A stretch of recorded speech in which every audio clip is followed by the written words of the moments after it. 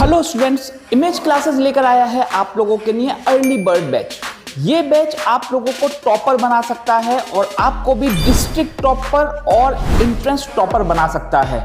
इस बैच में शुरुआत से आप लोगों का बेस क्लियर करवाया जाएगा और आप लोगों को उस लेवल तक लेकर जाया जाएगा जहां आप टॉपर बन सकते हैं 10th के। तो ज्वाइन करिए हमारा अर्ली बर्ड बैच बेदार मतलब 10th के लिए।